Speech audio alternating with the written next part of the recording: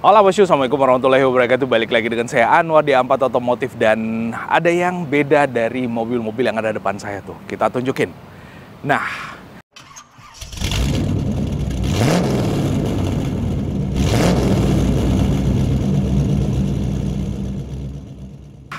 itu adalah jajaran All New Pajero Sport atau ANPS edisi terbaru di tahun 2023 ini. Dan ada satu unit yang sangat amat berbeda kalau kita lihat dari belakang.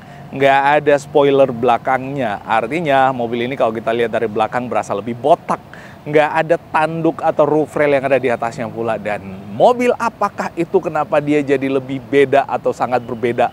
Kalau kita lihat dari sisi belakang, khususnya bagian atasnya, kita deketin itu adalah Pajero jenis atau macam apa. Nggak ada tulisan Dakar juga di bagian belakangnya, nggak ada embel Ultimate, nggak ada emblem Ultimate, maksudnya nggak ada emblem 4x4 juga. Dan ini adalah Pajero Sport edisi terbaru yang buat kalian pecinta manual, ini adalah Pajero Sport yang pastinya paling kalian sukai atau kalian inginkan, karena ini adalah Pajero Sport manual yang bisa buat off-road. Lala bos, kalau kalian mau yang lebih mewah, itu Matic. Tuh, yang warna putih, 4x4, itu bisa off-road juga, tapi itu Matic. Yang ini, manual bos. Tuh, manual dengan 5 percepatan plus 1 gigi mundur, dengan tuas transmisi penggerak 4x4-nya juga manual. Lalu kemudian dengan pedal yang jumlahnya 3 ada di bawah. Wow, ini adalah monsternya Pajero Sport edisi terbaru di tahun 2023 ini. Kita mulai dari depan untuk ulasannya. Yang beda pastinya dari Pajero Sport manual dengan yang Dakar, seperti yang ada di bagian sampingnya. Yang Dakar jelas lebih mewah, lebih elegan kelihatannya karena ini Dakar. Ini adalah mobil yang luxury untuk yang 4x2, tapi masih ada yang lebih mewah dari ini, 4x2 Ultimate. Kalau yang ini manual, yang membuat mobil ini jadi lebih jumawah atau bisa membanggakan dirinya itu bukan dari sisi eksterior dan interiornya, tapi dari kemampuannya untuk off-road dengan penggerak 4x4. Ban depan dan ban belakangnya bisa menjadi penggerak roda mobil ini. Dan mobil ini itu selalu menjadi jawara di medan tambang, di Morowali, di Kalimantan, di Ambon, di Sulawesi, manapun atau dimanapun di area tambang, mobil ini selalu jadi jawara.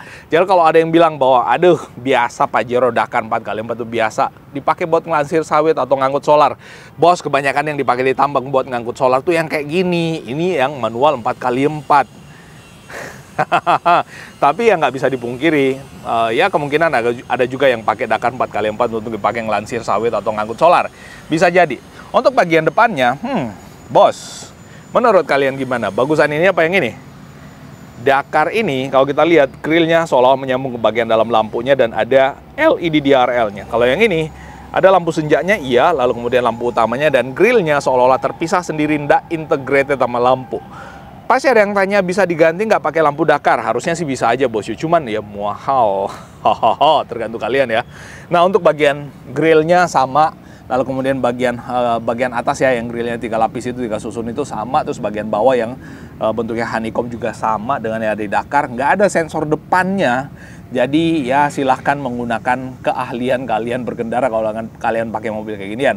Untuk lampunya, klaster lampunya juga menggunakan bohlam semua. Lampu seni posisi di atas, lalu kemudian lampu di bagian bawah untuk lampu senja kurang lebih, dan paling bawah untuk fog lamp. Nah, terus untuk approach angle-nya juga, approach departure ya, kurang lebih. Intinya sudut kemiringan depannya ini sama dengan yang ada di Dakar, dengan ketinggian juga yang sama. Tapi kalau kita lihat, si Pajero Sport yang GLS manual ini, itu pakai velg single tone yang ring 16. Sama seperti velgnya Triton lama kalau nggak salah, atau Pajero lama. 265/70 ring 16. 265/70 itu lumayan besar untuk ukuran bannya, tapi dia masih pakai ban yang HT, belum yang AT atau MT. Nah, kalau Dakar ya pakai ring 18 apa ring 20 nih. Dakar pakai ring 18, yes. Ring 18 dengan profil ban yang berbeda, pastinya dipakai Bristol juga. Yang ini juga tetap pakai Bristol. Nah, dulu itu atau dahulu kala Pajero yang GLS 4x4 kayak gini, bukan GLS ya, GLX 4x4 kayak gini, itu biasanya tidak ada foot step-nya atau yang varian bawah. Sekarang sudah ada foot step-nya. Untuk shock breakernya juga sama seperti yang ada di Pajero-Pajero yang lainnya, tapi kalau nggak salah ini lebih limbung daripada Pajero Dakar. Mungkin dari sisi stabilizernya, tapi yang dulu ya, kalau yang ini harusnya sih enggak. Nah, untuk spionnya, even ini yang kasta paling murah atau paling rendahnya. Nah, nih, yang 4x4 nih lagi kepengen dimundurin. Wow, kayak gitu dia. Nah, ini yang 4x4 Dakar Ultimate 4x4 ya, yang automatic. Dan ini yang paling mahal di kelasnya.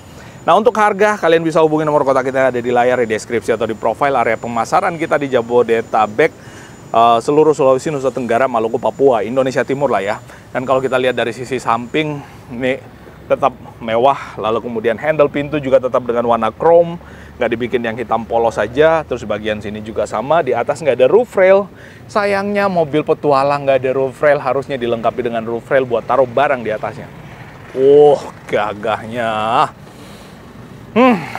Tinggal pasang strobo dan tetot-tetot deh.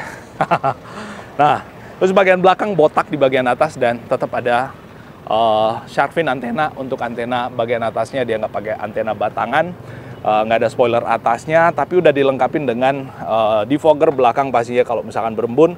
Terus bagian atas itu ada lampu stopnya, nggak ada sensor parkir di bagian belakang. Jadi benar-benar kalian yang pengguna Pajero GLX 4x4 kayak gini benar-benar harus ahli di bidangnya untuk mengendarai mobil ini.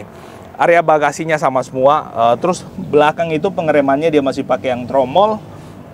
Untuk bagian dalam, ini production date-nya. Oh, tuh, 2023 bulan 5. Bagian dalam ini semua bahannya fabric atau kain ya. Mulai dari sandaran tangan, joknya juga bahannya kain, tapi ini membuat mobil jadi lebih empuk pada saat kita dudukin. Ini satu-satunya Pajero sekarang yang pakai kain untuk bagian interiornya. Karena even Exit itu udah pakai yang kulit juga. Exit paling murah itu 500 jutaan ya.